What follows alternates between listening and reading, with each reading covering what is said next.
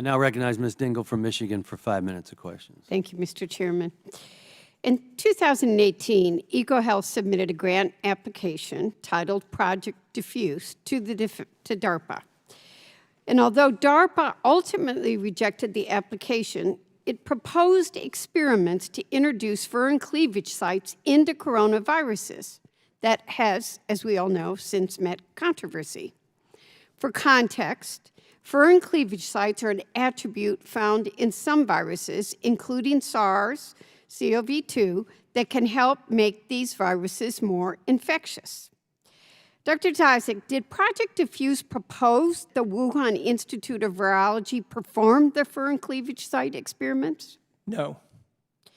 Do you have any knowledge of the Wuhan Institute of Virology or UNC ever performing the furin cleavage site experiments? No. You have none? No. Your answers appear to be consistent with your transcribed interview testimony about Project Diffuse's proposed furin cleavage site experiments. However, Republicans have suggested that your testimony today and previously is materially inconsistent with a comment you made on a recently released draft of the Project Diffuse application. You wrote that you, quote, want to stress the U.S. side of this proposal so that DARPA are uncomfortable with our team. Once we get the funds, we can then allocate who does what exact work, and I believe that a lot of these assays can be done in Wuhan as well. Republicans have suggested that this comment is inconsistent with your testimony about where particular Project Diffuse experiments would be conducted. However, it's not entirely clear that the furin cleavage site experiments you've tested about today and previously are the same work being referenced in your comment.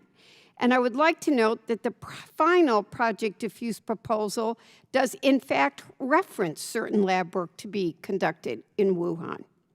Dr. Daszak, is your testimony about the proposed furin cleavage site experiments at UNC inconsistent with your comment about lab work in Wuhan? Absolutely not. And as you can see from the sidebar comment in the draft proposal that you're referring to, I was talking about assays. Assays are things like PCR tests, like the COVID tests we all take. They use non-infectious particles. They're not infectious agents. The infectious work involving recombinant viruses is clearly laid out in the proposal to be done at UNC. And I want to remind the committee again that this proposal was never funded and the work was never done. Well, thank you for clearing that up. But I do want to note, however, that it appears that you intended to mislead DARPA about the extent of Wuhan's involvement at the time you made this comment. You told the chairman that you saw nothing unusual about this. It kind of raises some questions for me. It's not so easy. So I guess I'd like you to talk about that a little more. Dr. Daszak, why did you even entertain the thought of minimizing and apparently omitting the extent of Wuhan's involvement? Well, I did talk to the DARPA staff right at the beginning when we started planning this proposal and asked them straight up in an email chain, is it okay to propose this to work with the colleagues in China on coronaviruses from China? They said yes. So there was no intent to hide any China involvement. They're in the proposal. And what matters is the record of the proposal, not what's written in a draft months earlier that was then rejected by our internal deliberations. The record of the proposal that was submitted clearly lays out the work plan and indicates each lab and what work it's going to do. DARPA reviewed that, they saw it, they had oversight over that. If then, when they said, yes, you got the go-ahead to be funded, we would then have submitted work plans. If I wanted to change where one or two of the assays were done, I would then propose that to DARPA. They would have complete authority and oversight over whether that happened or not. So there was no attempt to deceive at all.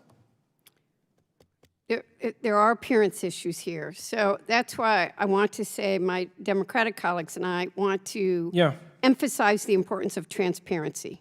We believe in a full accounting of facts, and I believe we have been very fair with you.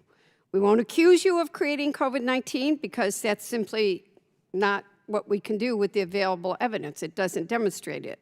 And we will give you the opportunity to respond to allegations, Republican allegations that may not hold water. But to the extent that you have considered misrepresenting facts or done so, we will consider that a very serious mistake. And with that, I yield back, Mr. Chairman.